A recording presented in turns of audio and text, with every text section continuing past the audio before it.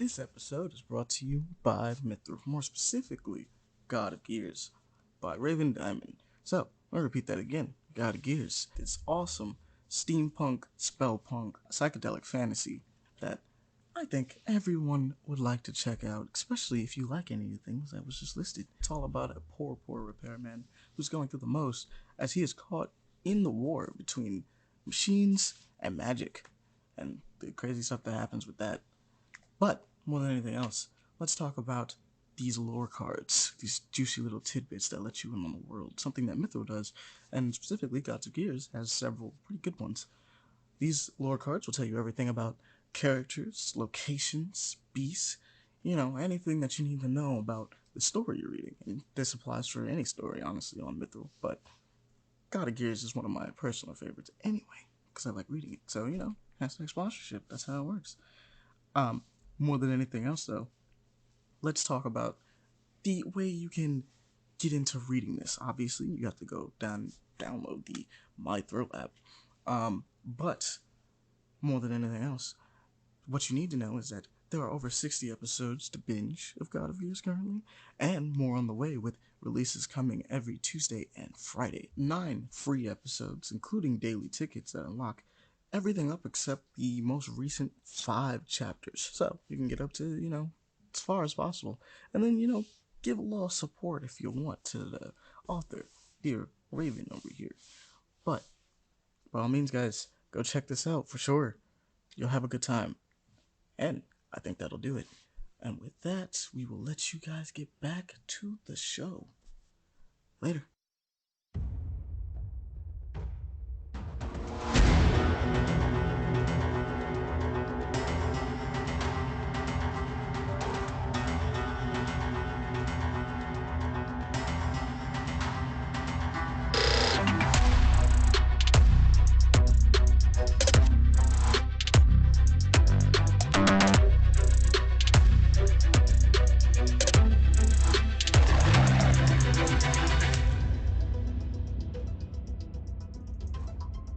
Hello, everybody. I am your host, Brown, and with me is Pele.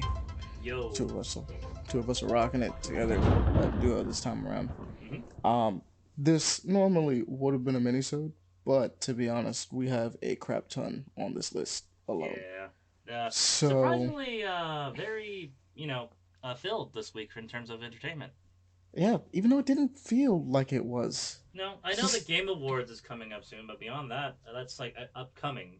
But that's the only thing I can think of, really. Exactly. Like, it's not like a Game Awards week. Like, there's nothing special about this week specifically. Mm-hmm. It's just a lot of stuff happened somehow. Yeah, for sure. Well, I know big releases are coming up the next month alone, so maybe it's just the holiday season. People getting hyped up, ready for the next big thing for the next year. Maybe I don't know. I guess. But either way, we got a lot of stuff to talk about. But before we get to the news, how you doing, Pele? How you been? I'm doing fine. I finally cracked and decided to make a big purchase the other day and improve my PC capabilities. I bought a new graphics card, a monitor stand, a new monitor, 4K monitor, and a power supply.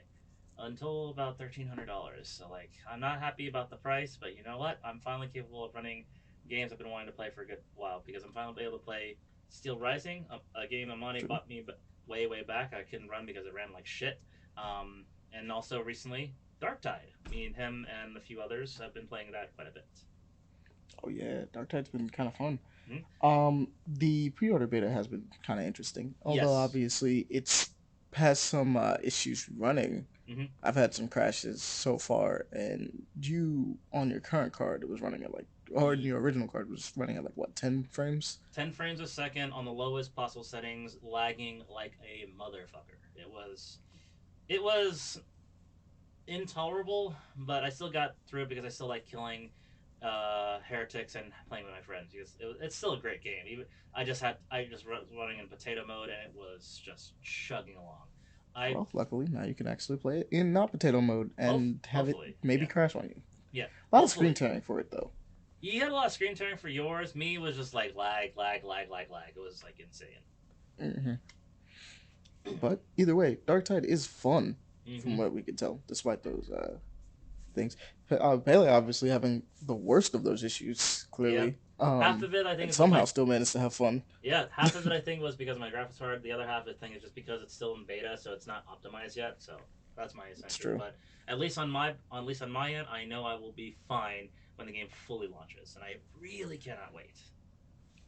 Very true. Mm-hmm. That's later this month, actually. Mm-hmm. 30th, right? Yep. All right. So once that patch comes out, we'll see how it plays.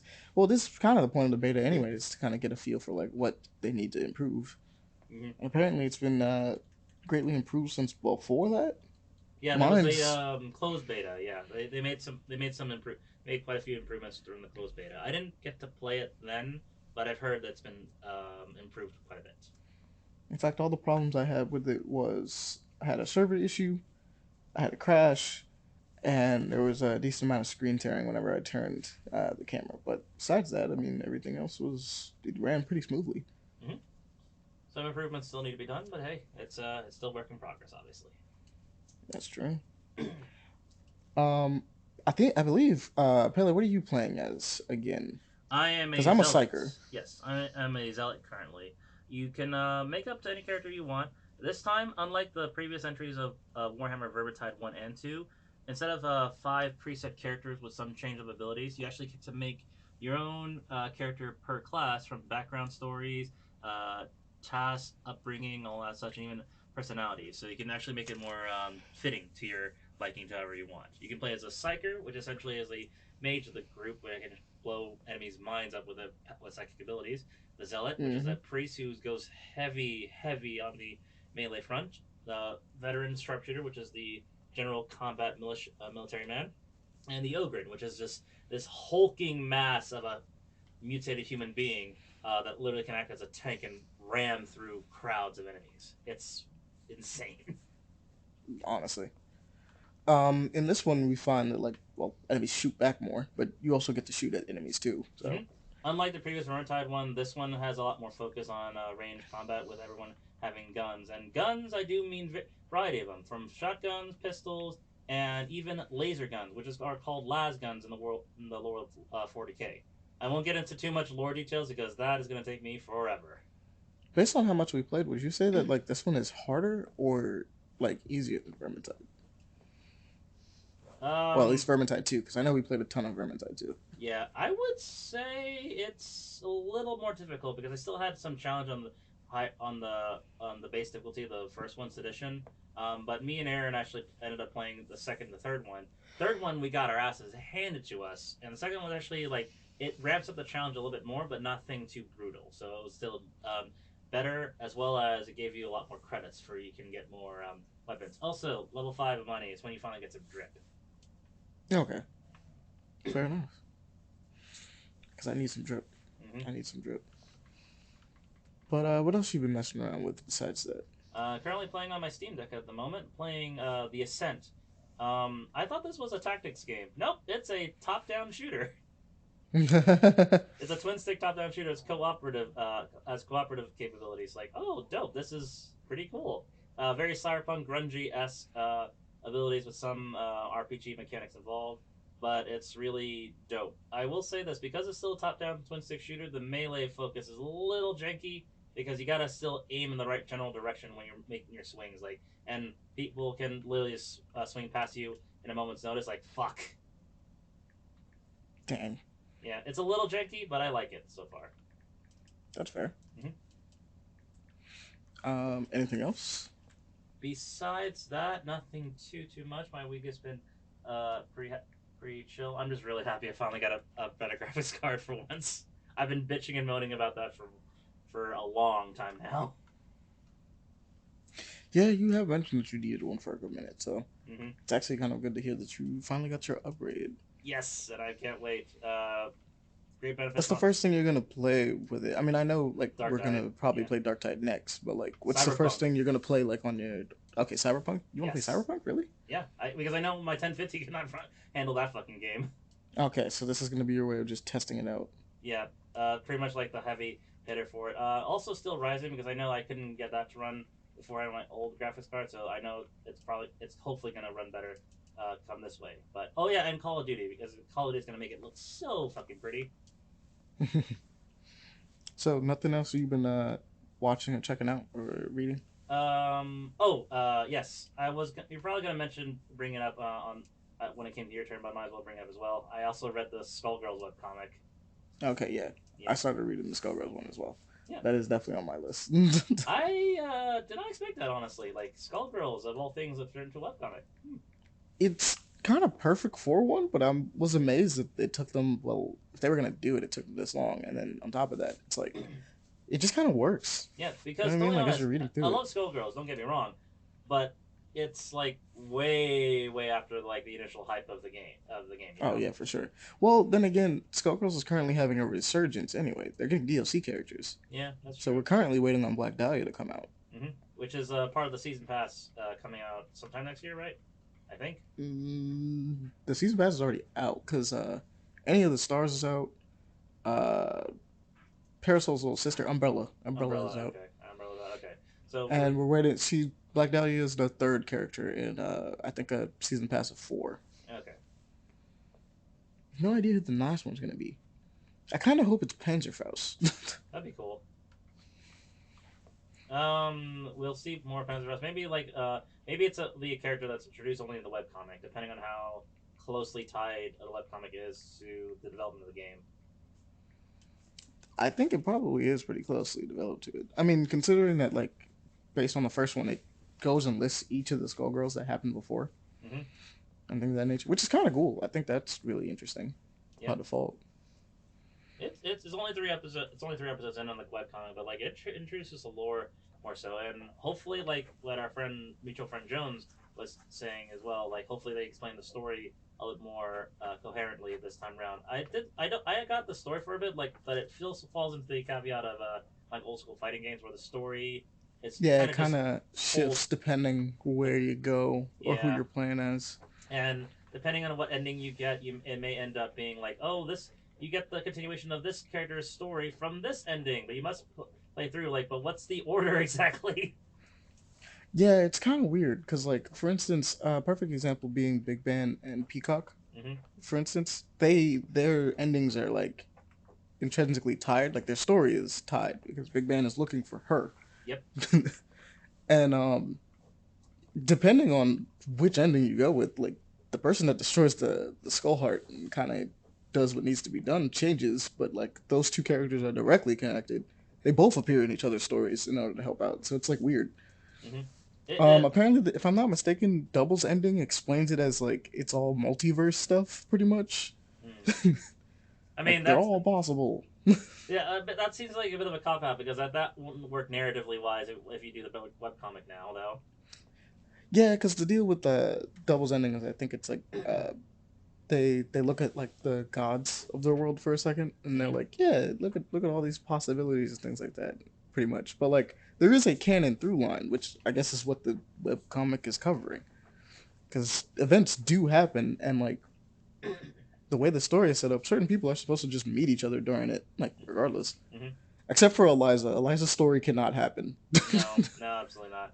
And No. that's why I'm just out of curiosity for it. But hey, we'll see how it goes when they get to once more of the webcomic comes out. But I'm enjoying it for. There's very little of it out already, but hey, it's just starting off. It literally came out yesterday. That is true. So, I mean, it's been an enjoyable read so far. Mm-hmm. I'm enjoying it for sure. But beyond that, that has been my week. What about you, Amani? Well, you pretty much listed off everything that I did. So the number one thing that I would have to mention is I finished Signalis. Oh yes. I forgot to mention I also beat that too. We apparently both beat it in the same. Did we beat it in the same week? No, I beat it my second day having it. Okay. Signalis is dope. Oh, That it's is an amazing, amazing game. mm-hmm. Um, I don't really want to do.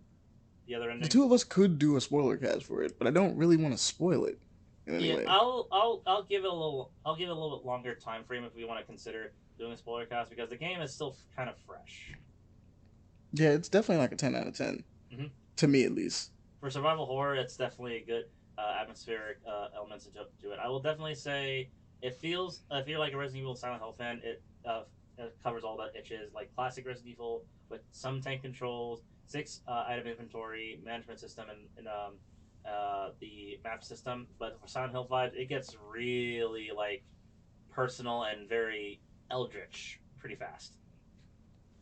Yeah, it has a very nice mix between the two. Like you said, it's obviously wears its references on its sleeve. The beginning being extremely inspired by Resident Evil, Mm-hmm. and the later half being like heavily inspired by Silent Silent Hill. Hill. Mm-hmm. So that's always fun. The story is just as trippy as anything else. Um, Actually, more trippy than anything else. It's definitely like it doesn't explain it. It's not very explicit on what it actually entails. It very like you have to figure out a lot more. It's like Silent Hill based, And it's where all cassette futurism, which mm-hmm. is I like it as an aesthetic. But the actual story and tale of the characters that is up to interpretation. Oh yeah, but the style, Oh yeah, great. very good. PlayStation One aesthetics Mhm. with cassette futurism is sick. I wish I learned German, Chinese, and Russian. Jesus Christ. Yeah, there's like three different languages going on in this game. It's really hard to actually follow some stuff. I know some Flashing kanji Japanese. on the screen. I know some Japanese. I know some German. But it's just like bits and phrases. Like what the fuck? See, you say this, you were probably able to get way more like context out of it than I could, because I don't know kanji. I know nothing about kanji or German. Like I don't know any words in German, honestly. I just enjoy hearing it. I'll make a quick German lesson for you. So during the parts where you have the like twitchy fuckers, Hmm. enemies, that you see some German words sprout out to you. The one that says GIBAUF, that's give Hmm. auf. What does that sound like to you in English? Get out, No, give up, give up. give up. Yeah. Huh. Fair enough. They're like trying to get you to give up. That's interesting. Mm-hmm. But that game is like amazing. Like once we said, again, amazing. So if you like any of the things we mentioned, please go check it out. It's like $20. Like do yourself a favor and play like what is genuinely one of the best like survival Survival horror games horror. that came out this Mm-hmm. year. Definitely a hit. Definitely a great little gem for it. I'm hoping the development team who made the game will continue on to doing great work. And if Yeah, they Rose have, Engine. mhm. And if they can, and if they choose to do more stuff for Signalis out the get go, and even a physical copy, hell yeah. Oh yeah, I definitely got to pick up a physical copy for this game. Mm-hmm. I It's just feel great. like it deserves to be owned. Mm-hmm. Oh, dude, I would love to see what the physical copy be like. Either the same cover Oh, from like. they have it. There's like two different versions. There's like I'm probably gonna pick up the one for the Switch. There's one with a stark red coloring on the front with Elster Mm-hmm. front and center, obviously. Um, in fact, I could probably find the rest of them. I think there's one with a black cover as well, with Elster also on the front. They really use the two main like central colors to like full effect. But let me see. But other than that, what is your out of curiosity? What was your like favorite part of the game? You don't have to spoil it, but like, what was your favorite part? Hmm. My favorite parts. I want to say. Well, my favorite part, because both confused me, frustrated me, but also creeped me the fuck out, was the final section before the first part of the game. If that makes sense. Oh, Because the lab. the the first ending. How about that? Mm. Yeah, No, I get that. yeah. I guess it would be technically the lab, because by no means is that a lab. It counts as a lab, but it gets really weird. Oh no no no! You mean like the we're back. Yeah. Sorry about that. Some technical difficulties there, but yeah, we left off for Signalis, right? Yes. Yeah. Um. Mhm. No, continue. Oh, so saying like my favorite part was the very Silent Hill esque level for it, because it was very traumatic and rough the experience. I was wondering um, if there was going to be like a sanity effect to the game. There is to a degree, but not like an actual sanity meter compared to like a Call of Cthulhu, Lovecraft style, or even Amnesia Dark Descent. You know. Yeah, I noticed that too. Its insanity level doesn't really take itself too seriously. It's a thing that's happening to you. Clearly, it's in your diagnostics, but it doesn't want to really go too nuts with it. Which I mean, I guess that's fair because the game has multiple endings anyway. Yeah.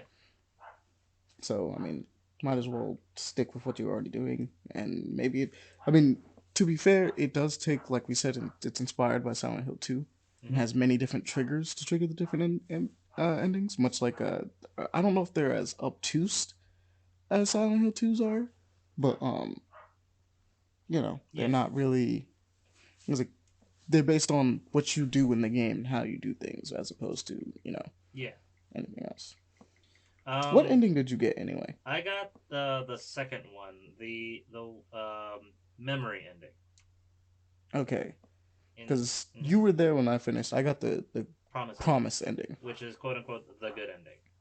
Yeah, and then apparently there's a true ending and another. Like a, is there a bad ending? There is a bad ending. That one was I forget exactly what that one's called, where it's essentially just kind of repeats a cycle. Where that's the bad ending. What you got is considered the true ending. Okay, There is also a secret ending, but you have to go through like this whole ritual thing, just like Silent Hill 2 does, but it doesn't lead up to a goofy results. yeah. What? Either way. Yep. Um, I think that pretty much does it for me as far as my week though, Mm-hmm. because we talked about the Skullgirls thing. I've just finished Signalis and I've been playing Darktide. Yeah. So now we get to the news. Okay. Starting off with the So, docket. So for our Chinese audience who ever actually listen to us, if your government allows, we do apologize for Activision Blizzard having essentially banned all Activision Blizzard games coming to China starting January 23rd, 2023.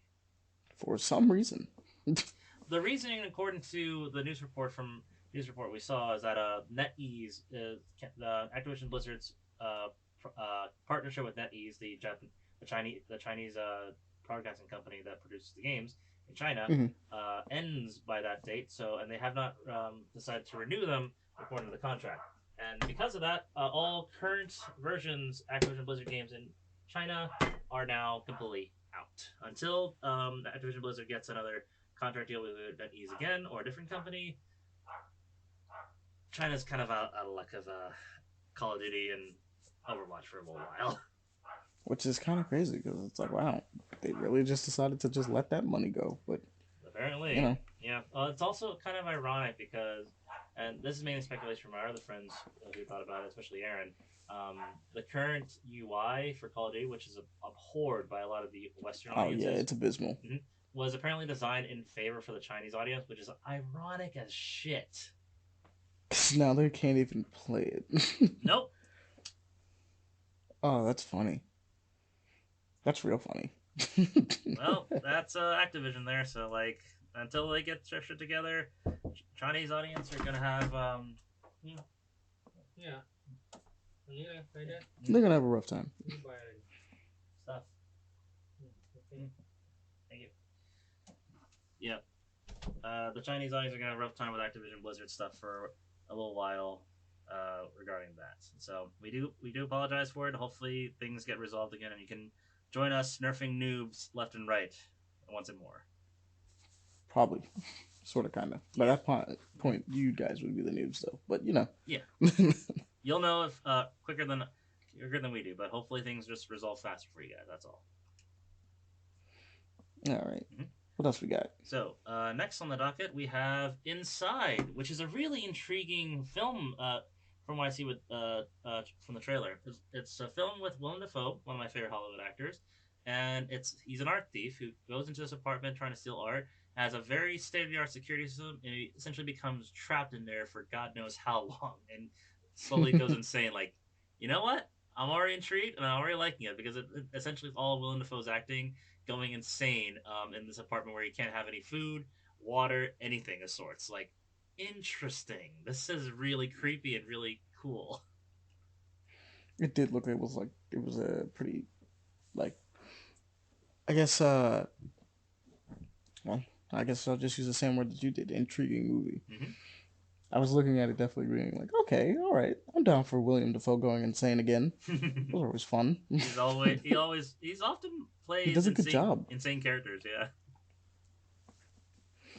which is crazy. It's weird. I mean, hopefully he doesn't. I mean, he's not really getting typecasted. It's William Defoe. He's pretty He does a lot of like, variety roles, but he yeah, has a track record of playing crazy characters. true, true. Yeah, it's fun though, and it looks like something I'm definitely keeping an eye on when it comes out next year. For sure. We're gonna skip past this one because it's just a trailer for Darktide, and we've already talked about that. So, um, yeah, apparently we have a Amazon series being worked on between both Marvel and Sony Mm-hmm. about one of my favorite Spider Woman, Silk, Yep, Cindy Moon Silk herself. Spider Society. Mm-hmm. We're getting a live action television series produced by Amazon coming forward. What the premise is? Don't know. Does it involve Silk? Yes, and I'm already intrigued. Well, it is apparently following and is closely connected to, I believe it to be Tom Holland Spider Man, because A, she's been cast in the MCU before, Mm-hmm. and B, um, the synopsis for this actually mentions the fact that it's the same spider that bit Peter Parker. Yep. Like, they are specifically not shying away from that. So it's good to know that they're trying to do their best to stick to, I guess, source material and try to keep her as closely connected on like what they did with Venom. Mm-hmm. So I'm guessing if they're following the closely sourced material, then we're gonna see her. Her first introduction is when Peter breaks her out of that lavatory. Yeah, I'm just wondering how we're gonna tackle the obvious they can't stop smashing Yeah, when around each other kind of scenario. I guess we'll see on that one. Like maybe a heavy attraction with Cindy Moon and Peter in this one, at least for like the first part.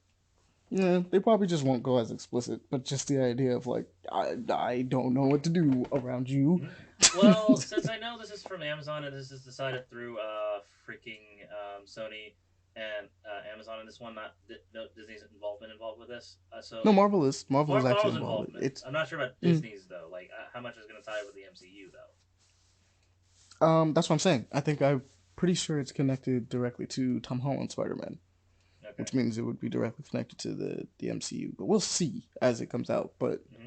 it's not shying away from the fact that yeah, this is very heavily and like closely related to Spider-Man himself. So we will definitely see. Be definitely intriguing to see for sure. But next up on the list, The Old Way, a Western film starring Nicolas Cage. One of your favorite actors. Yes, one of my favorite actors. He's both fantastic and crazy all at the same time. Lovable guy.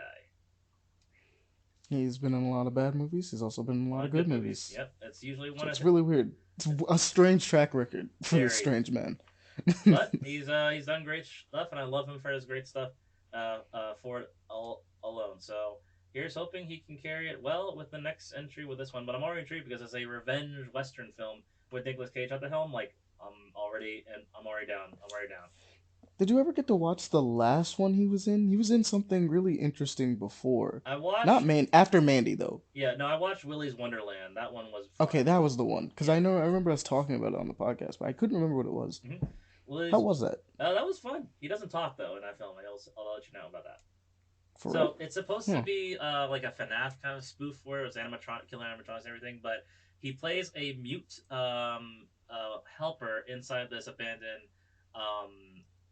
animatronic funhouse, and these animatronics end up killing people. But he goes Benihana on their asses in brutal ways, and he doesn't get paid for it. He gets paid in soda. Dag. That sucks. And it's like he's cool with it. It's like you just see like Nicolas Cage in a very like stoic, angry face, doesn't say a goddamn word, but knows how to kick ass heavily hard to killer animatronics. Like it's a gory film. It's a silly film, but it's fun. Fair enough. Next up on the docket, we have the Callisto Protocol, Mm-hmm. game that both of us are looking forward to. Yes, And if you're a Dead Space fan, for sure. comes out literally in 2 weeks next Friday, and it's going to hopefully it'll be great. There's already collector's edition, costs $240. Like, yikes! It looks like it's gonna slap, and they went out of their way to deconnect it to to Japan. Player Unknown's Battleground. Yes. They actually decided to just be like, no, just throw that out. Yeah, when I first heard about Callisto Protocol, we first heard about Callisto Protocol. It was a horror game made by the same people as Dead Space, and it somehow connected to the Players Unknown Battlegrounds universe. Like, why and how? Like, The how was the main part. It's like, yeah, what the like fuck? it's How just does like that all happen? futuristic, and Players Unknown Battleground is not futuristic at all. It's just like, are different planets just different experiments? What's the deal It's here? like Like, 1,000 years in the future. Like, then how is it connected? Like, I mean, it could be still in the same world, just thousands of years in the future. I guess. I mean, despite all that connection, though, the creep factor looks really great. I'm intrigued by the gameplay footage, and it's like, oh man, my old Dead Space edge is coming back again. Love horror stuff, and with my It's just so weird that it got announced, and then like right after that, it was. I like mean, shortly removed, after that, during its development, I the Dead guess Space thing maybe got announced. yeah. Like the Dead Space remake got announced as well. It's yeah, it got announced after the release of the announcement of the Callisto Protocol from EA. It's but that one I'm not sure if it's EA's attempt to try to discredit that or prove themselves they actually can do a decent horror game because Capcom has been making bank on that front alone. True, they have been. Mm-hmm. Just really, I mean, they've been doing a great job. They've I mean, kind of been running the whole genre, kind of, I know they're the for right kings of now. survival horror. They've been it since Resident Evil One. I'm just saying, like, Dead Space had a chance of doing that until EA fucked it up with Dead Space 3. Yeah, they did fuck it up. Dead Space 3 wasn't even that bad. It just wasn't scary. Nope. And Which I like sucks. I like the co-op aspect of it. There's the concept runs fine. It's okay. I just hate the fact you don't get a choice on who you play when you play online with friends. And even in single player mode, you can't switch between the two people. It's always you play as Isaac Clarke in single player mode. But if you have play with a buddy, then you get to explore Carver's story. But you only But can it's do that only if you're playing in like co-op. player 2. Yeah, Yeah. only. And I've noticed that with Jones, like, this is bullshit because there's some neat story details with Carver, and you can't explore the entire game unless you play with a friend. Like, that's really lame. That's really lame. Really, really booty cheeks. Mm-hmm. Also, I think the number one thing that kind of did Dead Space 3 dirty is the fact that they wanted to do some weird microtransaction stuff in that one too. Don't remind me on Forgot that about that. Mm-hmm. And I was like, why would you do this in the survival horror game? It's a survival horror game with microtransactions where you have to literally craft weapon parts together to get better ones. But this is where it gets a little aggravated because all the weapons share the same ammo pool. So you run out of ammo either really quickly or you make it a super extremely overpowered gun, and the game becomes and you never cake. run out of ammo. Yeah, yeah, and the game just becomes cake. So like it loses the challenge, and even like a hard difficulty because I think me and Jones are playing on hard difficulty, and it's like we've died a few times over stupid shit, but overall like we weren't scared and we weren't that challenged either. Fair enough. So like it's a little lame. That's all I say for Dead Space 3, but that's why I blame EA for killing Visceral Studios for enforcing this aspect of it because 2 I loved. Dead Space 2 was great. 2 is a masterpiece. Mm-hmm. If I'm not mistaken. 1 is great. Like 1 is also like mm-hmm. up there, but like 2 is the thing. It's the thing. It's my favorite Dead Space for sure, and like it's just a shame that they tried to go full on multimedia franchise with Dead Space, and it just like pounded into the fucking dirt. I feel like a Dead Space movie should just kind of work. They did make a Dead Space movie. It was the animated movies they did. Oh yeah, you're right. It worked kinda. It wasn't really what I expected, but hey, it kind of worked. Well, the first one was kind of like a follow through a movie, though it had its issues. And the second one was an anthology where the different art styles, different story, kind of telling the survivors of the incident on the Ishimura of sorts. It's a little weird. All led up to the story of the main games, and that's it. And 3 was its own thing because 3 story is a little ham-fisted because there's like jealousy, needless death, and Isaac not. Well, after everything, I didn't expect Isaac to be that way. That's all. But here's hoping the remake can reconstitute the fear. And also, since they're remaking 1, a lot of the aspects I didn't like from the first game, such as the like just point and jump mechanic in 0G, they actually incorporated with Dead Space 2's the full-on 0G aspect. Like, that's dope! You're putting that in there! I like it! Fair enough. Mm-hmm. I'm just excited for both the Callisto Protocol and Dead Space. I want both games to be good, so I don't really care the comparison. But if one turns out to be better than the other, so be it. That's just how that is. Mm-hmm. Next up, though, we have As Far as the Eye Can... Well, As Far as the Eye. Mm-hmm. As far as the eye, yes. So, from looks of it, it's a section-based uh, city builder or village builder. But you know, Yeah, because village builds are fun. yeah, village builders are fun for sure. There's like different characters you involve and try to survive in and crafting systems and everything like that. But it's like based on different levels. So like you go to a level, you build, search, find, and craft, and explore and create a community, and you move on to the next section. So like it's I guess like kind of like Jurassic Park, or like those like theme park builders. Yeah, like Thrillville. Yeah, source. Yeah, where you're given a restriction and then you have to build within those restrictions and challenges. I mean, that's not bad at all. And I think that's what this is in a cutesy manner. Like, okay, uh, definitely not my type of style for it, but nevertheless, it is intriguing for people who like city builder games. Which, I mean, I'd give it a look-sees if I ever got around to it, to be honest, or if it was on sale. Yeah, But I know it's impossible the, for us to play every game, but oh yeah, it's not possible. I just kind of try to, but at the same time, it's like, dang, that's just too much. Mm-hmm. There's like hundreds and hundreds of them coming out in like weeks, years. Trust us, our wallets hurt every like big game sale month. But next up we have Level Zero. Yes, another asymmetrical multiplayer horror game where one group plays four scientists trying to survive against, I'm guessing, two aliens, as far as I understand, each one. So, Mm-hmm. but it's not completely asymmetrical because you're not the scientists are helpless. You actually can fight against the aliens in certain details with both traps, tools. Well, asymmetrical just means that the teams aren't equal. Yes. Mm-hmm. The teams aren't equal, but at least the gameplay is not like where it's a 100 survivor and all that stuff, because you can actively counteract the killer in this one. So like it looks really intriguing, that one. I like to see more gameplay for the alien side of things because it looks like it might be sound based from what I can tell, because the aliens don't have That's eyes. really cool. Yeah, and that's like Yeah, actually would like to see what it's like to play as the alien. a little bit more. I'm assuming that it's Mm-hmm. it could be like echolocation based. That could be kind of fun. Mm-hmm. And that'd be really cool for sure. Like if you're just listening to a sound, so it don't make any sounds, the monster cannot find you and all that such. Like, okay. Yeah, from like a visual aspect, I think that could be kind of interesting to look at, like echo like lines going outwards Mm-hmm. from your character as you're trying to figure out where they are. I think that'd be really nice for sure. But yeah, keep a lookout for for fans of asymmetrical horror games, such as like Dead by Daylight, good old Evolve, if you were a fan of that back in the day. Level 0. Mm-hmm. Next up, we have Lone Mm-hmm. This one I've been or keeping Lawn. Lawn. Yeah. I kept the track. Keep an eye on this one for a little bit because it is a VR title. Looks like a sci-fi action shooter VR title with some really neat physics mechanics, similar to that of almost like Half-Life Alyx. It looks really good. It looks fun, Mm-hmm. honestly. It looks really dope for sure. Do I know anything about the story? Not a goddamn clue.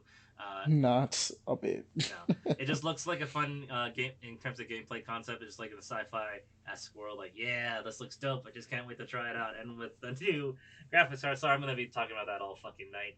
I can play even more with my headset, so like I can actually run it. It's almost like you got a new console, so it feels nice. Mm-hmm. Like, yes, I paid for the price for one, essentially. Pretty much. All right. Mm-hmm. What we got next? We have a new trailer for a horror movie that came out this year, I think, or is about to come out this year, called Mr. Creep, a found footage horror film with, and I do emphasize on the aspect of found footage because based on the trailer alone, the quality of the camera work is, well, not camera, but like the picture is extremely pixelated. And I made sure it's not my PC and the video feed too, because I have it at 1080p, but it still looks kind of grainy in the trailer footage. Yeah, it's so definitely. I Like get that's the reason kind of for the film. I'm just giving you people warning for who are watching it. It's not going to look crisp. That's all. But I think that's the point of it. But that's fair. and it's for looks like film students who are investigating supposedly a haunting of a from a serial killer who killed over 100 people once upon a time, and they found a creepy doll, and from there horror ensues. Horror. That's always fun. Yep. People die in gruesome manners, and it looks pretty creepy. If you hate Cradle of Dolls, don't watch this film. But it looks intriguing for sure. I'm not a huge fan of the found footage genre as much, but hey, if this does turn out to be good, I'll keep an eye out for it for sure. I think it has its moments, but I also feel like the found footage genre has a problem of like, well, obviously shaky cam, Yep. and that gets annoying after a certain point of watching a film, Yeah. depending on the film itself. Mhm. And with the kind of pixelated quality of the trailer footage already, like it doesn't give me too much hope of that too, so it'll be a little hard to watch. But it does. Well, found footage has always been low budget. I think this is even more low budget. That's fair. Yeah, but It's a hey, low if budget found footage. but anyone who's interested in found footage horror films and willing to give any project a shot, I'm more than willing to give this one a shot just to see how it is. Hopefully, it doesn't give me a headache. That's all. Mr. Creep. Keep a lookout for that. All right. Next up, we have the Splinter Cell 20th anniversary presentation. So this was a presentation Ubisoft has released about Splinter Cell for its 20th anniversary. No announcements. Just give me a warning of any Splinter Cell project coming up outside maybe the remake still in works. But pretty much just a breakdown over the period of years Splinter Cell games have come out. Which is kind of like, okay. Like, cool, kind of neat celebration, but I would have liked an announcement at the end at the very least. A remake would have been nice of anything. Like Of like anything. a new game is more so what we We've want. But had like the even last if you Splinter were Cell like we're game was Splinter remaking the Cell first Splinter Blacklist, Cell, came out in 2016. That was 6 years ago.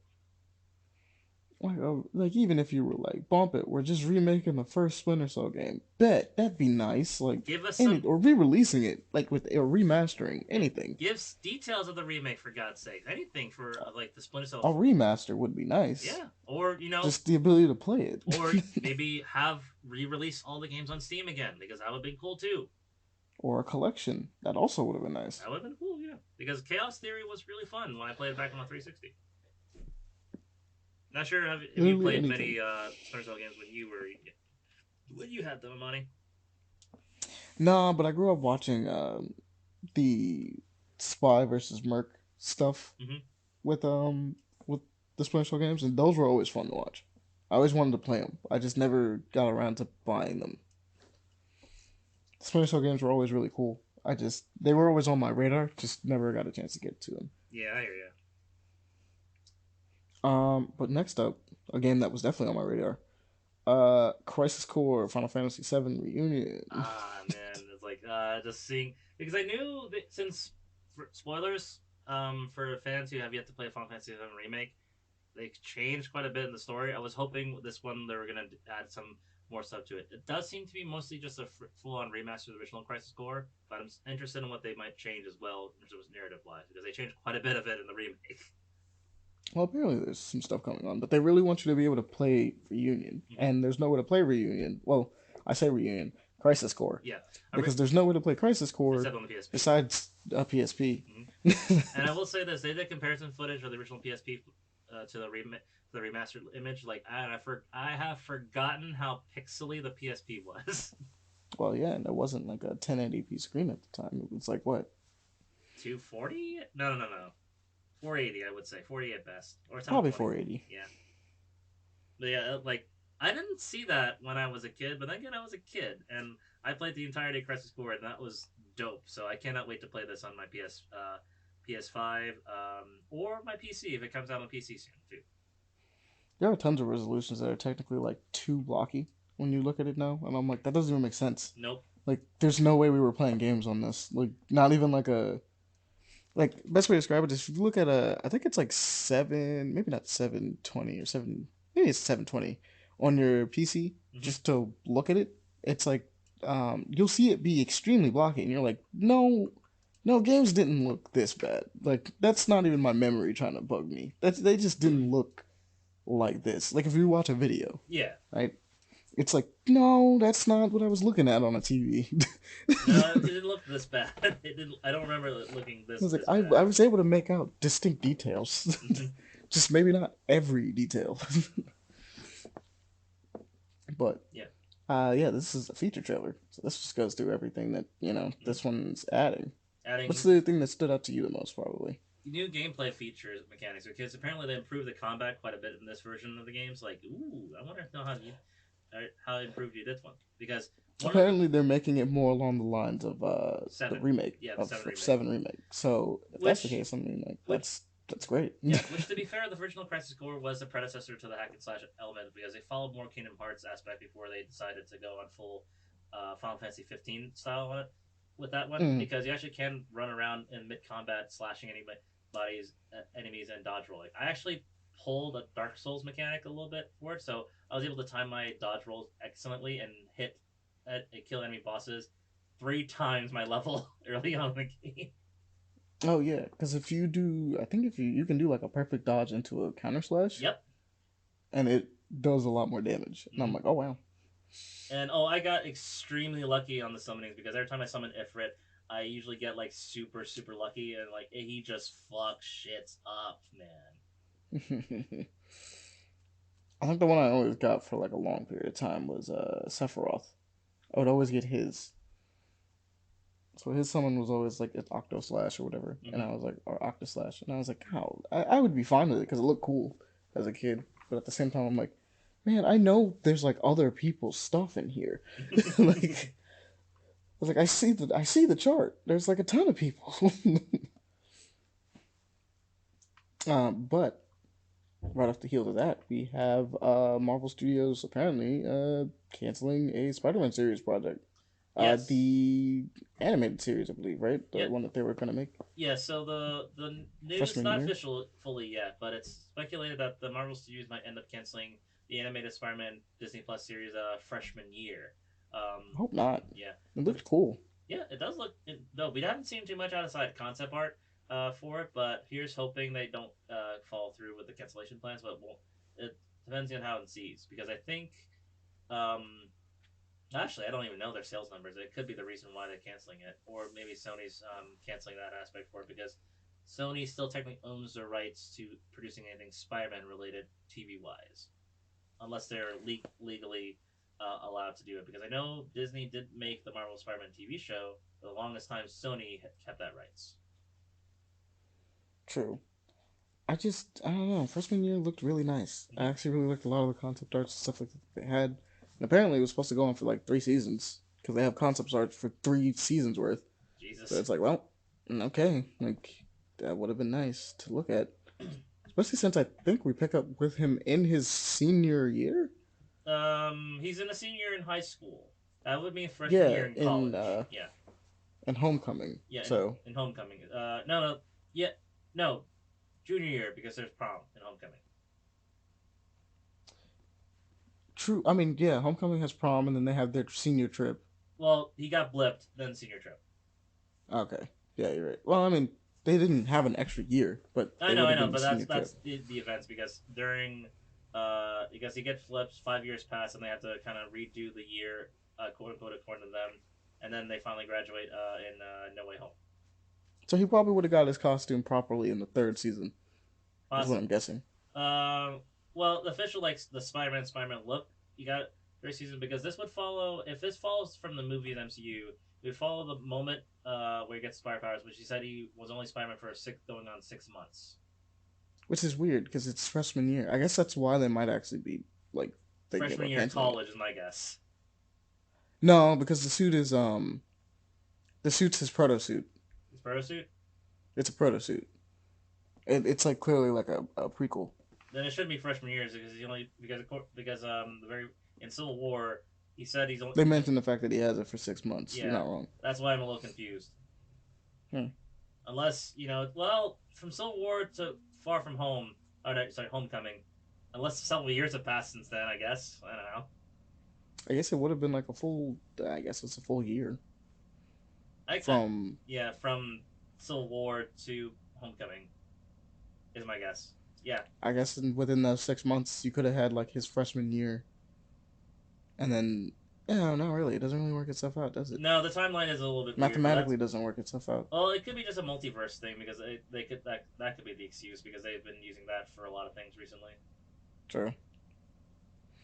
But next up, oh, this one's depressing. So Dead Island 2 has been Delayed delayed again. again to April of next year. So like, um, yeah, for Dead Island 2 fans, I know its existence is a miracle in itself because it's been in development hell for God knows how long at this point. Yeah. But honestly, for like, just I'm telling you guys, just be patient a little bit longer because you waited 8 years. What's a few more months? I feel you, but the fact that after that much time and then it's still getting delayed has me worried. I guess that's I the mean, deal. I've actually kept up the development timeline with this one. They've gone through 3 different developers within 6 years. Like, what the hell?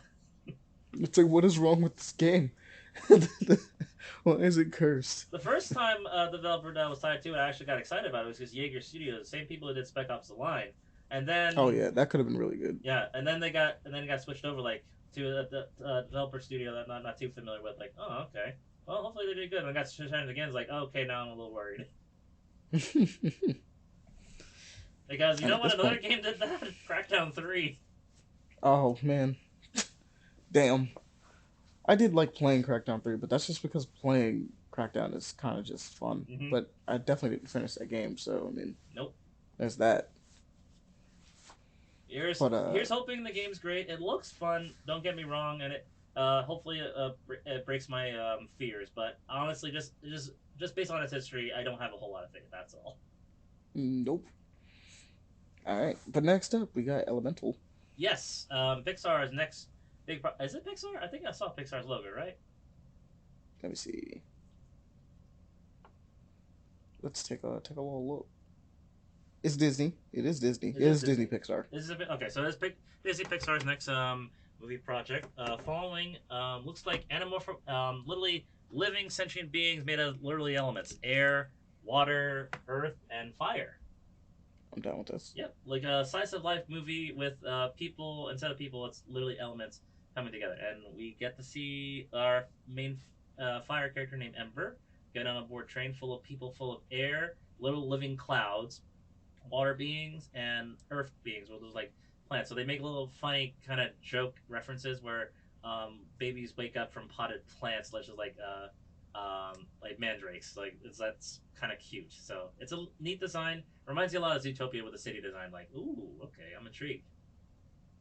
I think this is Pixar's attempt at working with particle effects because every single one of these characters is going to be use a lot of particle effects just to move around, especially Ember because how she moves, the flame has to move along with her. Oh yeah, for sure. Mm-hmm. And she meets a water elemental named Wade. So like, oh, okay, so it could be a love interest story. This would be interesting. That's my guess. Mm-hmm. It's for me. I don't know too much of the story. I'm more intrigued by the design for it as well as the technical marvel in CG because it is intriguing. Entirely a movie built in almost entirely out of particle details. So that'll be fun. Mm-hmm. That'll for sure be fun. But this is coming out 2023. Yep. Opposites react. Yeah, this is definitely gonna be a love story. Yep. There it is. Because fire, water, elemental.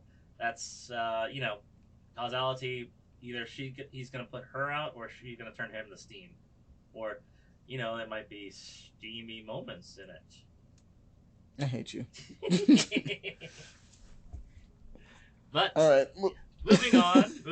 We got more gameplay footage shown for Wild Hearts, the Monster Hunter-like game coming out of Bandai Namco. Yeah. Okay, yeah. So this It's basically the same people that did Tokiden, moving on to do another hunting game, but different. Yeah, it looks really cool. Still, monsters and art design look impressive. Shows off more of the gameplay footage, gameplay elements of the trap system, which I'm still curious of how they're doing. I'm more actually curious, not because I see the implementation. Neat, I like that. And It setting is up interesting.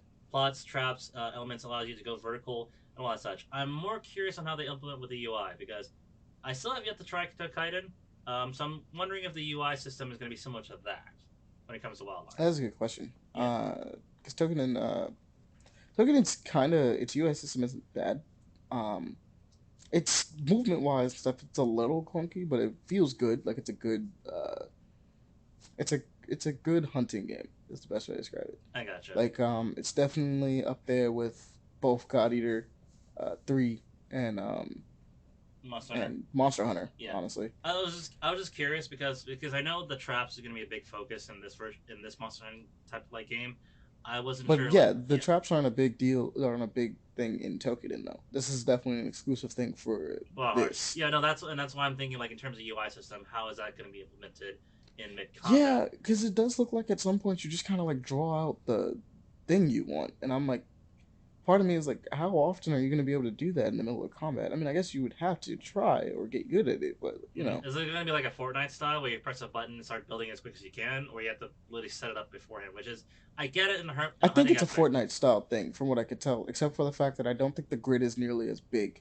You know what Okay, I mean? I think you could go up to three, but I don't think it's a 3x3 block. I think it's like a 2x3 block that you could do. okay. That's what I was guessing based off of just some footage. But again, since I have not seen the UI system, I wasn't too sure on that. But it's still coming out. I'm still intrigued by it. I'm just Also, curiosity then of there's how it shit like this operates. Yeah. with the singular circle bike that I'm down for because I watched Steam Boy. That shit was cool. Yes. The motorcycles, those are dope for sure. And I Yes, love the little tricks you do with the boat air because I know Devon is going to love rocking that shit when he gets his that is a porcupine with crystals. game. There's a Fenris character, for God's sake. He's a wolf with a fucking sword in his mouth. Oh yeah, that's true. That's always dope. I don't know why it has a sword in its mouth, but it's always cool. It's gonna be cool. But yeah. Next on the list, we have Cygnus Enterprises. Another looks like city builder um, type game, but with individual exploration combat twin stick shooters. Like, oh, okay. So you build and craft your bases and villages essentially on this alien planet, and then as you go through resources, exploring, I guessing the story of the game, you go. The gameplay changes to a twin stick shooter, top down twin stick shooter. Like, oh, okay. It's very colorful, very cutesy, in all honesty, for sure. I think it might be multiplayer. I'm not too certain on that.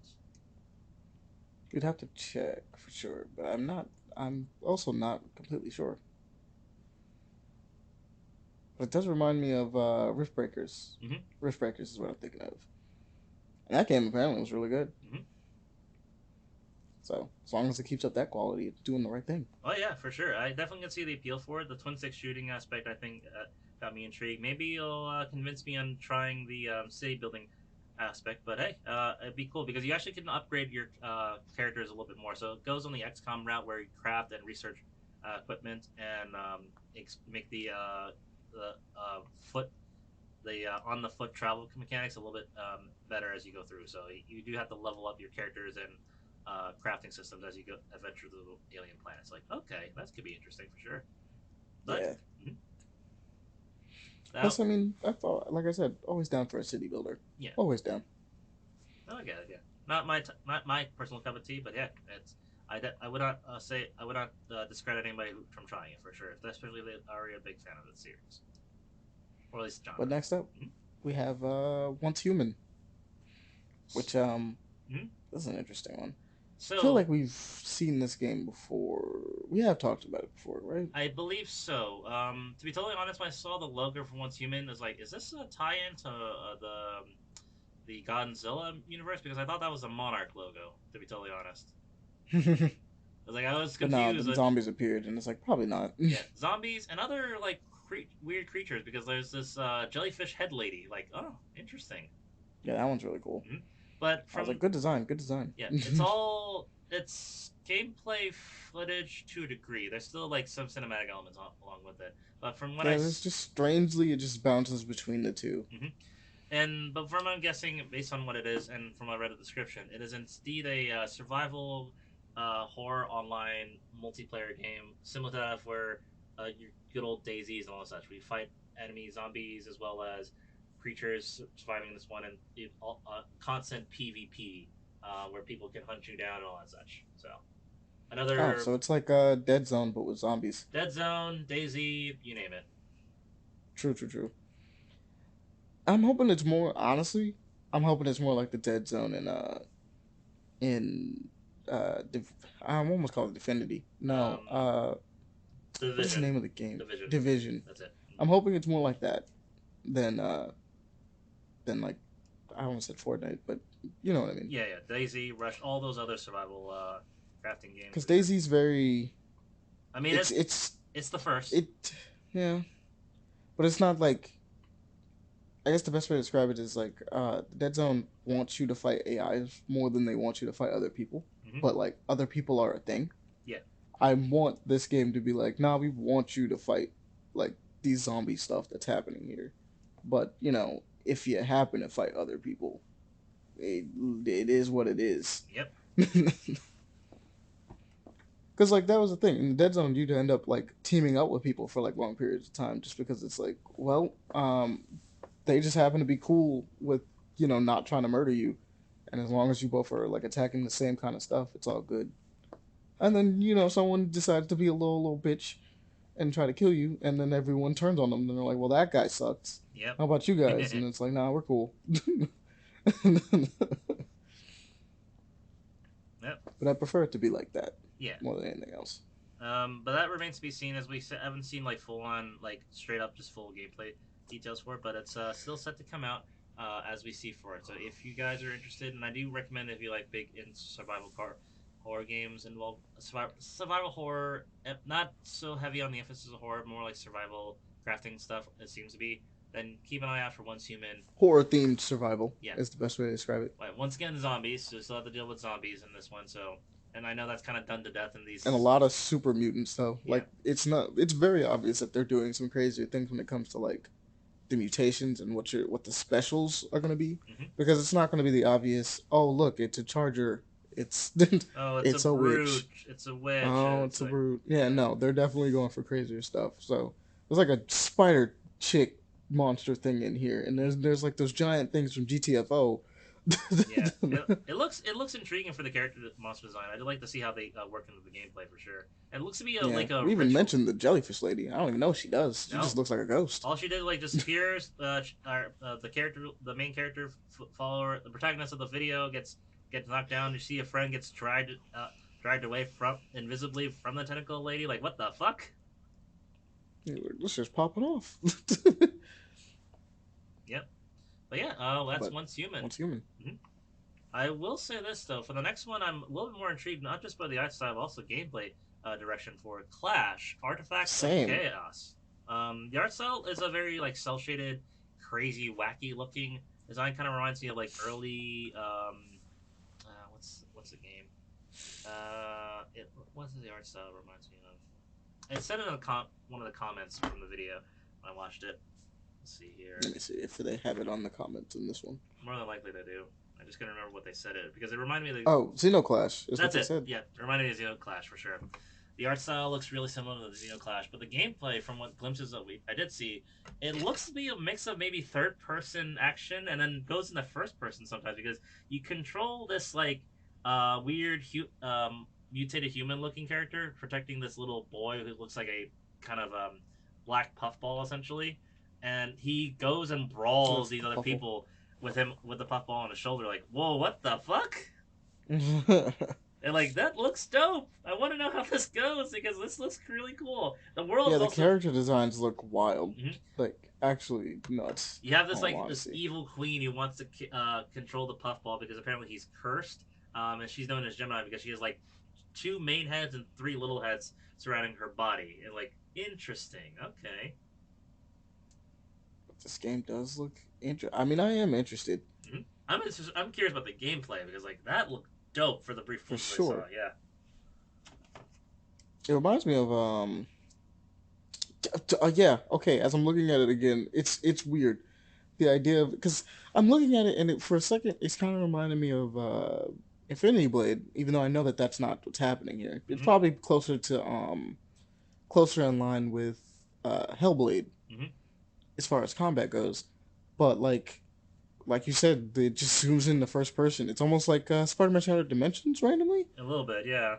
Because like Spider-Man Shattered Dimensions did that, where you was fighting certain like things, and like cinematically it would switch to first person for certain moments. But like I'm wondering what the deal is here, why it goes full first person, punch that guy in the face mode. Like, which is the cinematic part? Like the third person part or the first person part? That's what I want to figure out. I think it's the first person part, which is the weird part. Most of the gameplay stuff is done in like the third person perspective, so Yeah. we'll see. We'll see for sure. whenever the game comes out for sure. But yeah, next on the list we have Do you have a release date for that actually? I think this is a story trailer. I think it's sometime next year is what they're aiming for. But in terms of actual release date, I didn't see. I think it's just said coming soon. Artifacts, chaos. Let's see. Let's have a look. Sees. Any dates? Any dates? Clash. February 9th, February 9th of next year. Okay. 2023. Okay. Dope. 2023. All Definitely right. keep an eye out for that one because I'm intrigued to how it plays. I'd like to see more gameplay footage as the months come along for sure. Oh, we probably will, hmm But yeah, more than likely. but But next up, mhm, we have Insurgency Sandstorm Operation Livewire update. update. hmm So it's Um, friend of the podcast, Logan likes to play Insurgency. Have you actually played it? I I know it's supposed to be more sim. Yes, it's definitely more of a milsim aspect of the game where gunfire and everything is more visceral. Explosions are extremely loud for it. One of the no, yeah, not Insurgency Sandstorm, but like similar to that of the viscerality. Me and our friend Logan really like playing, especially Aaron as well.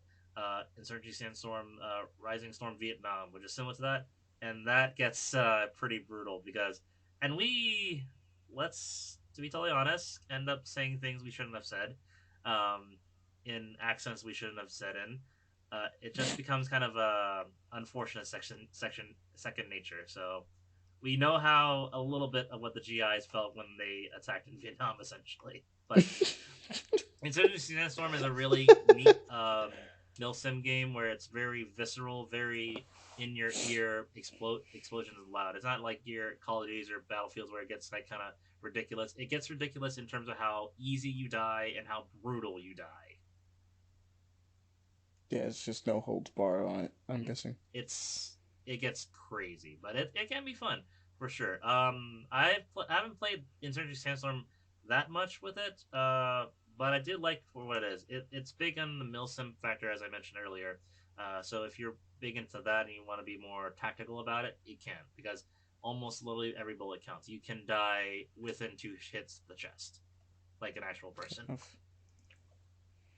So, skipping ahead a little bit, let's talk about Evil West, which is coming out soon. Yes, specifically this trailer was for Evil West that came out as a spoof based with Danny Trejo being told by a bunch of different ad agents like you should do this to promote this and shitty microtransactions, shitty corporate anti consumerism action where Danny Trejo just let me play a game, but then Evil West gameplay shows and just sees the main character going absolute ham on like demons and monsters and shit. Like this looks dope.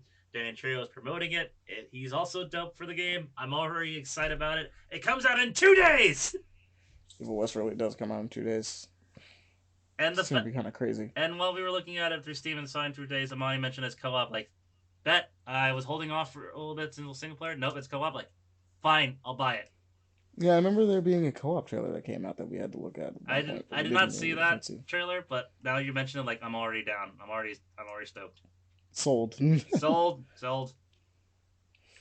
We also have a Scarlet Witch comic dropping Mm-hmm. real soon, which threw me off. I actually really like the art stuff for this one. I like what they're doing, like effects with her hair was as far as the art goes. But for those that know, Scarlet Witch is a very tortured character and has a tendency to make huge mistakes throughout all of her comic book history. She's literally changed Huge, the universe at one point. yeah, changed the universe, and then also like created a zombie apocalypse on another island. Like, man, huge mistakes. Um, She's an Omega level mutant. Well, yeah. yeah. But the idea of kind of a comic book series about her trying to do like her very best to do better, I like it. I think it's kind of cool. Mm-hmm. It's a character that probably deserves at least a chance as a series. And I like the idea that she's like the, technically speaking, considering the way this trailer is presenting it, this character is way too powerful to be street level. But she seems like she's supposed to be like You gotta the start somewhere, man. yeah, she's supposed to be the hero of the hopeless, is the deal. If you have no one else to turn to and all seems lost, you turn to her. Which is, I mean, I think it's cool. Especially we get to see Pietro as well doing his thing, Quicksilver, and Polaris in this. So it's nice to see her with her siblings. Yeah, that's See great. how this plays out. Yeah, and for the ones who don't know who Polaris is, it's the another daughter of Magneto who actually shares his power set. Hmm. So it's gonna be kind of dope. Mm-hmm. So here's I'm looking hoping. forward to it. Yeah, it could be really cool. I think it's probably in reaction to after her role in the MCU, so they kind of wanted to promote her a little bit more along with it, and this is a good chance to do I so. feel it. Mm-hmm. It's just funny because like her character technically has disappeared for now. Yes, No but spoilers for obviously Multiverse of Madness, yeah, but she's she technically shouldn't be around for a bit. no, but for the ones who've kept track of like movie releases and TV show releases, she the was it Vision the One Division spinoff focusing on White Vision. What's it fucking called again? Vision Quest. Is it Vision Quest? And more than likely, she'll be returning to that. Do we know for a fact she'll be in that though? Because it's It's supposed just to just be dealing with Vision. yeah, it's a speculation, but because how closely tied Vision is to Wanda, more than likely she'll be back one way or another. Maybe. Yeah. Or hopefully. But maybe. Yeah. Next up we have Absolute Tactics, Daughter of Mercy. Mm-hmm. Looks very it's a like good old Final Fantasy Tactics style game where you move characters around on a grid based system, attacking enemies in a set pattern for it. It's for tactics games, definitely is intriguing. The animation's a little, I would say simplified for it, but it looks fun for sure. I have no idea what the story along with it, kind of like a mostly a religious journey type of deal from what I see. Which will be fun. Yeah, I like tactics games for the most part. Tactics games are super fun. Mm-hmm. I actually really just I don't know. I have a thing for like just sometimes just sitting there and being like, you know what? I just want to think about every decision I make. It's like I do the same thing with tactics games. Like we RPGs. were talking about city builders earlier, obviously. Mm-hmm. So it's just kind of like CRPGs, which is weird because I don't play them a ton, and I don't really beat them except No, for but XCOM. I got really close, but yeah. like Oh, but we I get enjoy really just sitting down and trying them out, yeah we going as get far as I really can. into it though too when we do. Yeah. But next we got Knockout City Season 8. This game is still going, as it should. It's a good game. We just touched it. No, and it's free to play. We just haven't bothered to get back into it as a squad. For real. Knockout City is so fun. If you guys haven't played Knockout City, you have no reason not to. It's free. Go play Yep, it. give it a shot. Yeah. It's dodgeball. Who doesn't like dodgeball? And if you're saying you don't like dodgeball, you suck. You're a punk. Get good. Good, good. Um, Mm-hmm. Next up on the list, actually, I did not know this game exists. Turbo Golf Racing. It looks like Rocket League, but with golf mechanics. Because oh, trust me. yeah, We definitely know this game exists because Devon brought it the instant he saw it was a thing and tried it out. He enjoyed it, from what I can understand. But unfortunately, I don't think he has anyone to play it with, so he's not really uh, playing it a lot. is it free on Steam? I'm assuming it is free on Steam. Nah, I think it's purchasable. Okay, how much is it though? So, Turbo That's the Golf. question. It is $18. Oh, not even much. Not There you that go. much, yeah. I'll definitely consider getting it just to play with Dave on because I know he's kind of itching to play with friends. But yeah, I'll consider it for sure. There we go. Arcades 2. So It's yes, next on this list. Arcade 2 is the sequel to the apparently it's a MMO that was released in Korea a few years back. It's still called Arcade. It's completely free to play on PC for it. From the gameplay aspect, we've seen alone, like, oh, this is actually really intriguing. Because like that character action kind of slash, kind of stylizing and killing your enemies that way. Like, oh, this looks really cool. I just was surprised it was an MMO. Yeah, that's usually how that comes around. I was like, oh shit, it's an MMO. That's crazy. Mm-hmm. But So yeah, it's a in a set of fantasy world along with it, and character action games similar to that. I would say less Devil May Cry, but more uh is it like Black Desert? I'm assuming it's like Black Desert. a little bit like Last Desert. I would say, yeah, Mm-hmm. yeah. But definitely, it's a really cool one. Did not know it was a sequel to a one that's already existed on Steam. But from the reviews of Steam, it's mixed bag. People do like it. It's just some apparently poor reputation from the newest company who bought the franchise, because if you played the first one and you were playing when the game got transferred over to a different company, all your progress got reset, all of it. Truly unfortunate. Yeah, and like that's kind of lame, not gonna lie, but yeah. But hey, don't hesitate if you want to start up brand new with the next one, because it does look interesting. Give it a shot of the gameplay footage and see for yourself. For real. Next up, we have My Dad the Bounty Hunter. A Netflix animated show where two kids stow away in their father's car trunk and find out he is an intergalactic bounty hunter. Which is honestly kind of fun looking. Yeah, It I was looks like, like it's a good time. it looks really well animated for sure. That's why I was a little shocked. Like it's a series. What the fuck? Oh yeah, this is coming out in 2023. Sometime This is next a year. teaser trailer. Looks It good. look it looks fun. Yeah, definitely very cutesy, definitely ridiculous, and I like to know what the voice cast is, because like they look like they're having a little fun with it. So, Oh yeah, for sure, for sure. hmm All so right, next on the list, I'm gonna skip ahead a little bit here. I want to talk about Romance Sylvania. all right. Talk about Romancevania, please, by all means. It's a 2.5D Castlevania roguelike game, Metrovania like game, but you're playing as a vampire who is trying to find the love of his life in a variety of different ways.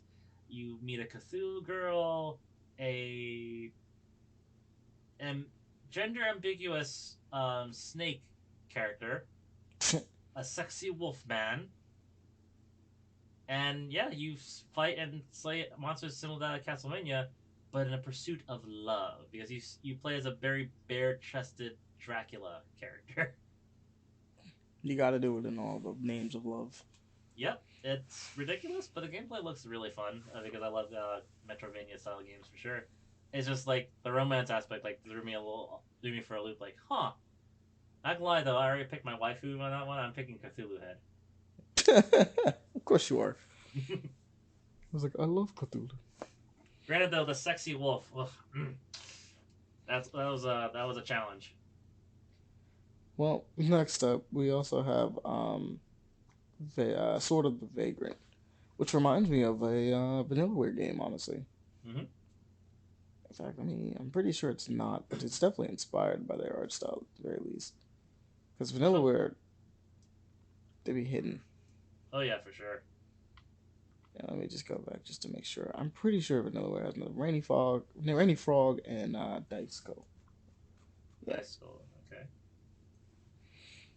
so they're putting out something that's kind of a just 2D action game.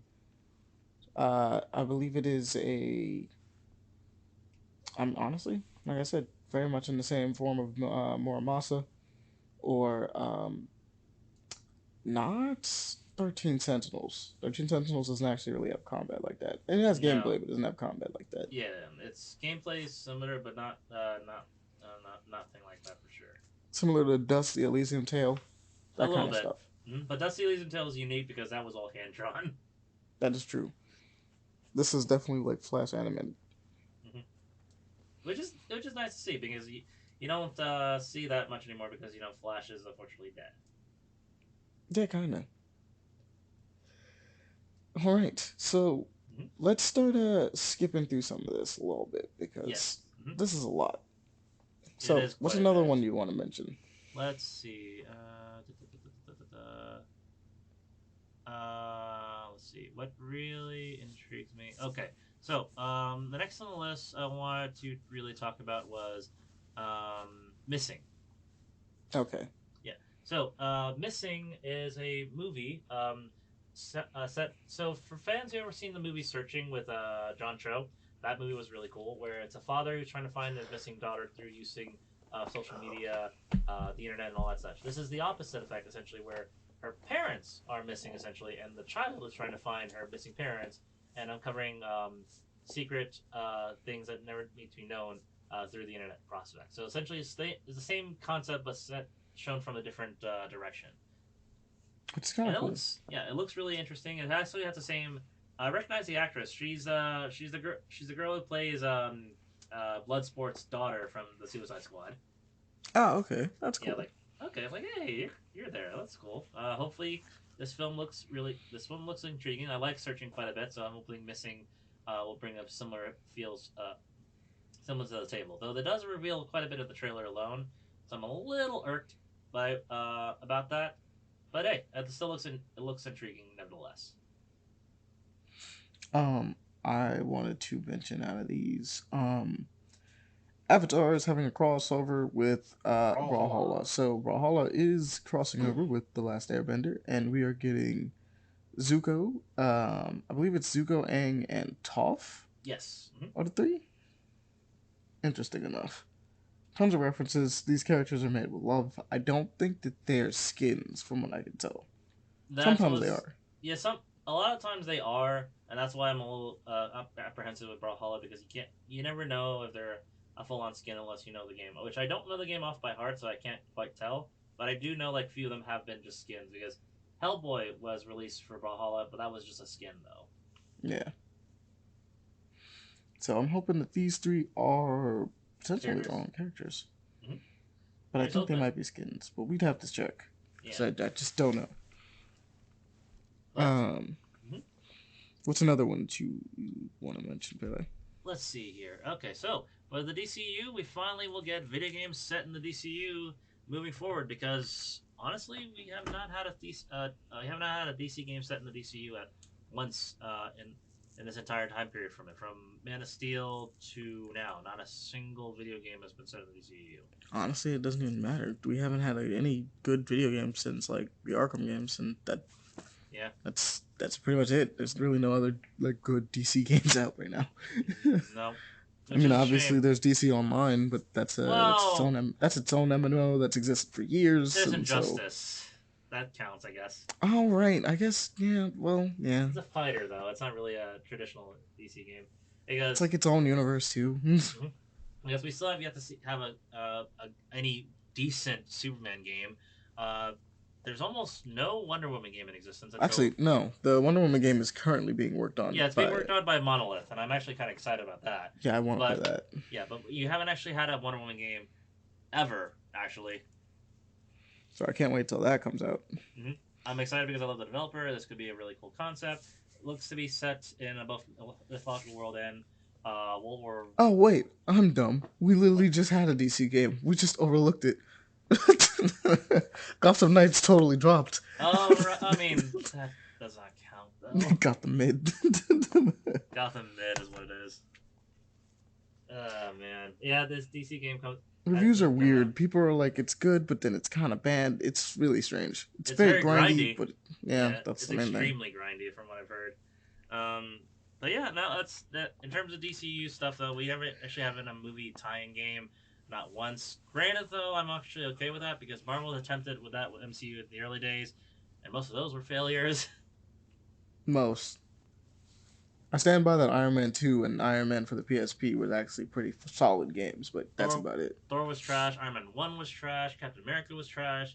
The Incredible Hulk was fun because I love Ultimate Destruction, but in terms of It actually, was kind of good. It was yeah, alright. It it wasn't was bad. it wasn't bad, but I wouldn't say it was great because it just copied and pasted essentially the predecessor, and that was pretty much it, which You're was not fine. wrong, but it did Yeah. some cool different things. Like it had random encounter boss fights, Mm-hmm. which I wish other superheroes would just do.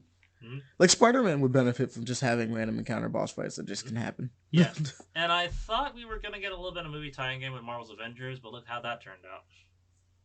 yeah, that didn't work out very well. That Yeah. Marvel's Avengers made Also, me kind of sad. yeah. Also, surprisingly, despite Square Enix dropping the developer team to Embracer, they're still pumping out characters for Marvel's Avengers because they just announced Bucky Barnes. They did. Yeah, I Winter don't even Soldier's remember. I didn't yeah even see this announcement. yeah Winter Soldier's coming out for Marvel's Avengers. Who fucking knew? Like, cause I thought they were done. Honestly, I mean, I figured they were just gonna stop. Oh right, didn't they say something about like? Yeah, good point. I thought they were stopping. That's what I thought because they got the development company, Crystal Dynamics, has been sold off. So like, I was surprised Square Enix is still putting out content for this one. Like, is this a contractual obligation at this point? Because you dropped Might be. this Because and they still Babylon's have like Fall. all those. Yeah. You dropped Babylon's Fall under a hot minute, Poor Babylon's Fall. Feel bad which for it. is a Could have shame. been But better, but I feel bad for it. hey, live service, man. And to be totally honest, I'm actually okay with a lot of these live services failing because it finally teaches game publishers a fucking lesson. See, the problem is that it's like some of them could actually work.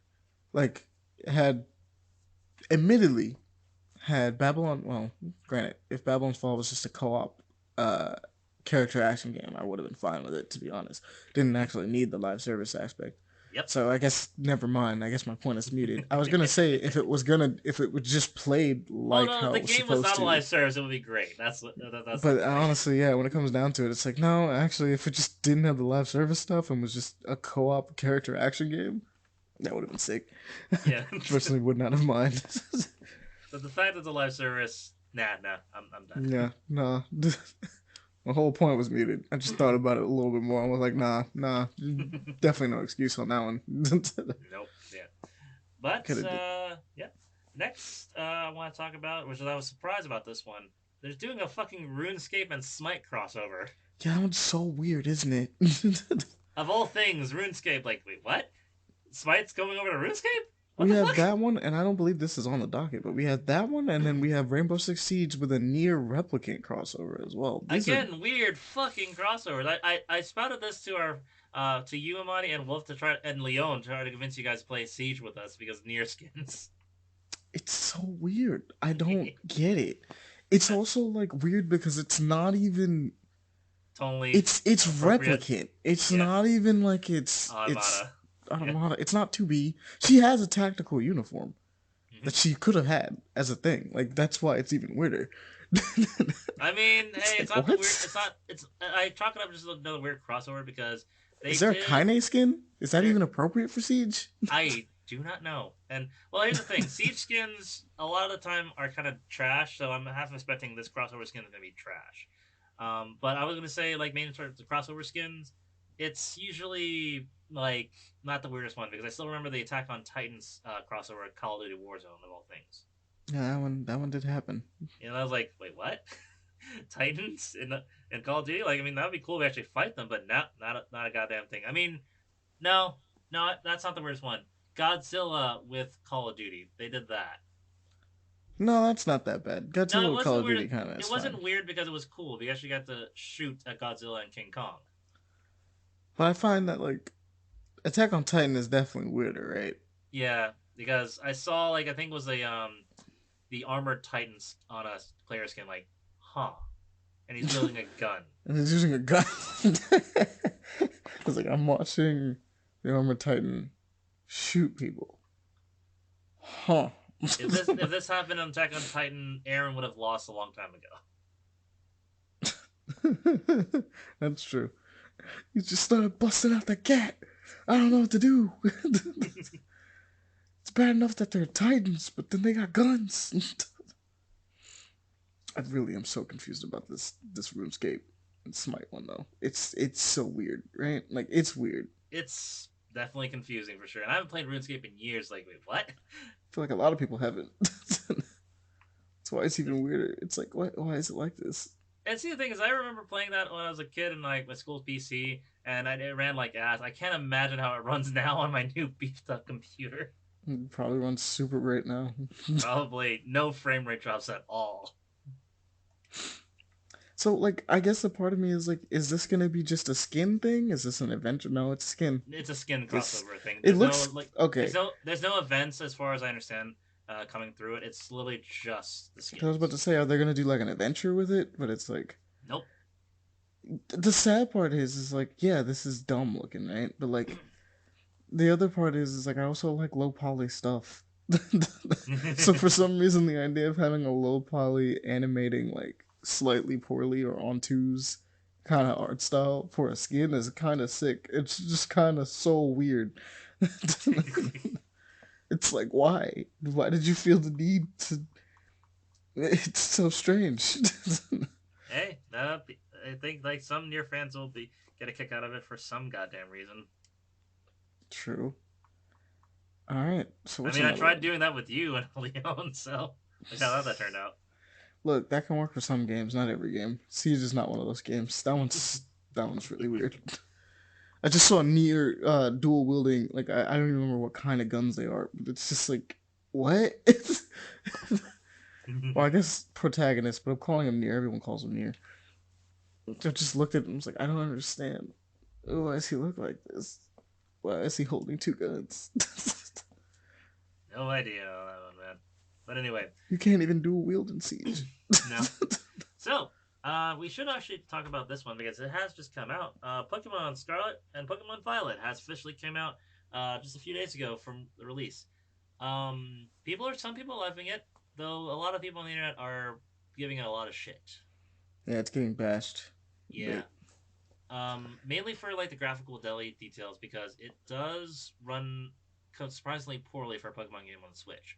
And that's saying something from Arceus, which it looks like there's a lot of pop-in issues where you just move your camera slightly to the left and they suddenly go from like the Switch variant of Pokemon to Nintendo 64 variant of Pokemon.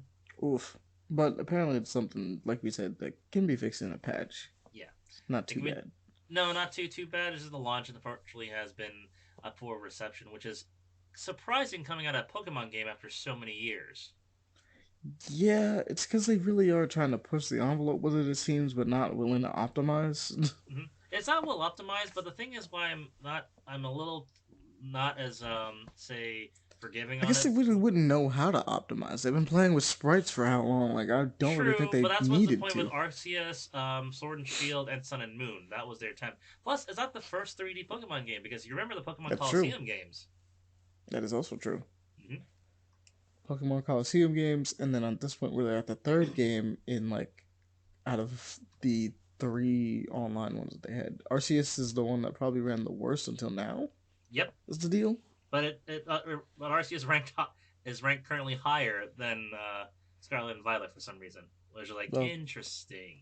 to be fair, this one is the more mainline one, whereas, like, you can kind of slide Arceus off as that was a really cool experiment Mm-hmm. kind of situation. I wonder if they're gonna do another Arceus. That was the question. Maybe. I would like to see a different, like another timeline venture for it. Granted, though, that's what they're doing with this one because apparently Pokemon Scarlet and Pokemon Violet are separated by time.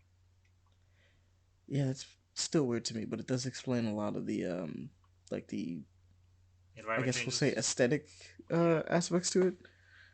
Environment changes is one of them, but like the number one thing I think everyone kind of noticed off rip is that Mr. Chad professor has Yeah. got like some future stuff going on, and mommy prehistoric over here is doing prehistoric stuff.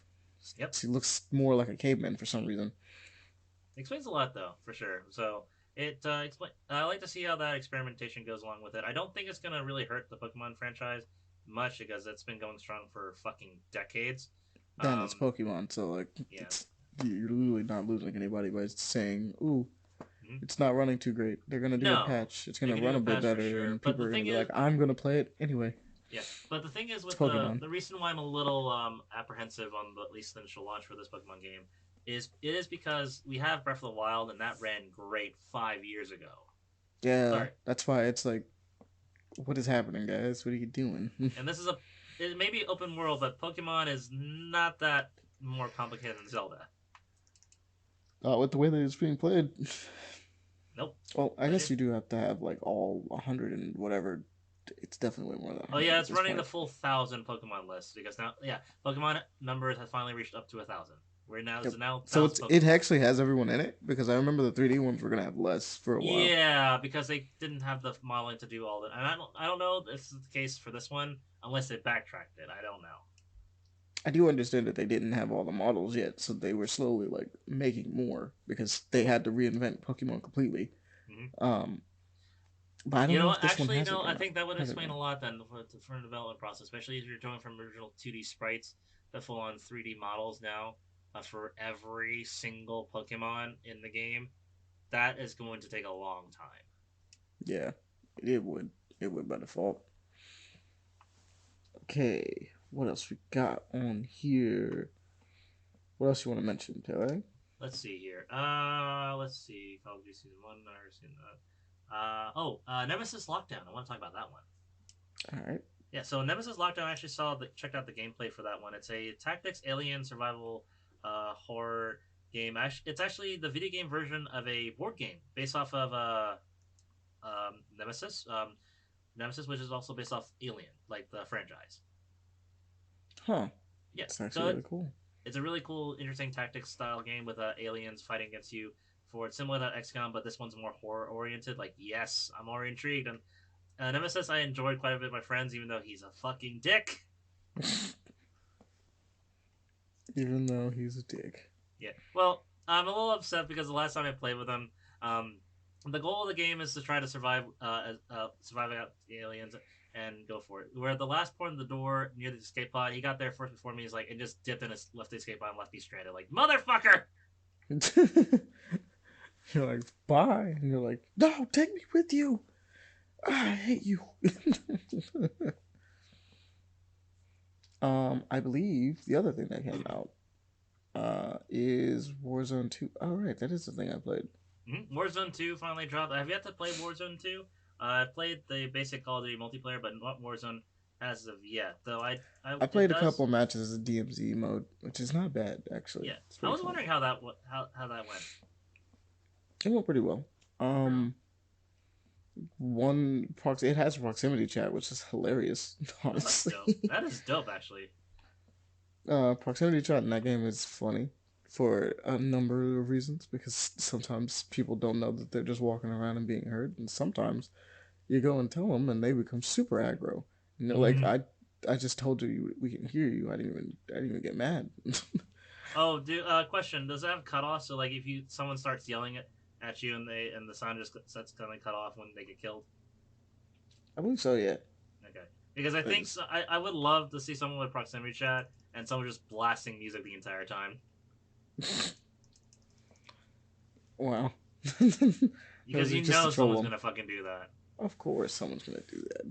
It's Call of Duty. Someone's probably already done it at least 3 times by now. They're like, give away your position. Yeah, no shit. Well, I think last thing. Oh, they're making another Siberia game. I just missed that. Damn. Oh, there you go. Yeah, Siberia. They made 3 Siberias already. Now they're making the World Before, which I believe, that one is a prequel. If I'm understanding here, Siberia surprisingly is a very popular franchise. For console launch one, I think is it RTS? No, it's another story-driven game, a classic Siberia style for one. So these are really good. From what I see, the Siberia series has a loving fan base. It's amazing, really. For sure. Mm-hmm. And I know the last thing I want to mention on this is Risk of Rain being brought out by Gearbox. Not Couple Games, but the IP of Risk of Rain specifically. Yes, we wanted to clarify that. So, Risk of Rain as a franchise is not gone. It is the property has been fully bought out by Gearbox Studios, but the game developers are still independent, so they're not working under Gearbox. But any future franchise and updates for the game coming out will be handled solely by Gearbox Studios moving forward. Fair. So which is going to be interesting for what they do with it. I prefer Hoople games that just kind of work in it, but we'll see how it turns out. Mm-hmm. It's the best way to describe it. I know Ahmani made a joke because they went from 2D to 3D. Now they're just going to go straight up to 4D and VR. Oh yeah, the next Risk of Rain has to be 4D. Like it has to be like a VR game. Well, on the plus side, Well, on the plus side, at least Gearbox is familiar with VR because they did Borderlands VR. That is true. Yep, it was a little janky, but they're familiar at least. Well, I believe that does it for our docket. Believe it or not, guys, there's actually still a ton that's on this docket if you guys want to see it. So by all means, bypass some stuff. Yeah, go into the description if you want to see a lot because this thing was 3 pages long. There's no way we could have gotten to all of this. I mean, we could have, but it also is late and we get tired. Yep. But Without further ado, I And think we're and going trust us, once the Game Awards come out, we're gonna have another long list. So, Oh yeah, for sure. That's gonna be another one. That's gonna be fun to do. Shoot, what's your game of the year? oh, my game of the year. Yeah, for the game of the week. What's your vote for it? What do you want your game of the year to be? Hmm. Uh,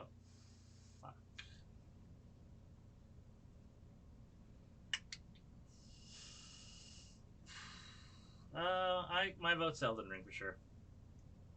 I'm also on the side of Elden Ring. Hmm. I got really close to. Signalis is not gonna be there exactly. It's on Hmm. the list of definitely number ones for the year. For several It's several it's horrors. actually gonna be in a permanent slot known as like nice surprises. Hmm. Because there are certain games that come out that like hit me like really really hard for no reason. Hmm. Like Fury did it. Fury did it when it came out for free, and that game was as good as it was. And I was like, what? I For me, was that like, was Journey when it came out way back when. Journey was also another one that did it where I was like, I just wasn't expecting this to just impact my soul like this. Um, there's just some games that come out and they tend to be like more like Solstice is another one, but Solstice doesn't hasn't fully hit that. I haven't beaten it yet, so it hasn't fully scratched that itch. But I wasn't expect. It's a nice surprise as well. But there's just some games that come out that you're like, wow, okay, well, I wasn't expecting you to hit as hard as you did. You just hit the ground running, didn't you? Um, and those two are up there. But Elden Ring seems to be the game of the year for me right now. Hmm. I don't think anything has beaten the amount of time and effort to put into it, or given me the feeling of like Elden Ring has given me multiple feelings of, bro, am I done? And then like the idea of watching the map zoom out as much as it did, and then having the moment of like, oh, there's an underground. Like, just that's a different kind of feeling. The game literally felt endless, and I can't wait for the DLC to drop because they have to have some, right? Yeah. Like I'm pretty sure we know that they have some in the works. They always have DLC for these games, except for no, they actually had a DLC for Bloodborne. Hmm. They did. Sekiro, they didn't have a. Well, they sort of had Well, it. they kind of, but Kinda had a thing for Boss Sekiro. Rush. They didn't really have a story DLC. Yeah, They gave New Game Plus and Boss Rush. That's but pretty much it. Sekiro is kind of like a. It's not really a Souls game. It's it's weird Hmm. because it's more of a character action game than it is a Souls game. Yep. You know what I mean? Yeah. It's because a lot of verticality and focus on more Onimusha aspect for less. Also heavy emphasis on stealth. But it does There have is the an nickel. emphasis on stuff. I forgot about that. You are Mhm. supposed to sneak around sometimes. Yep. Though I will say this: the focus on the parrying system, I get the purpose of it. I just don't like using parrying.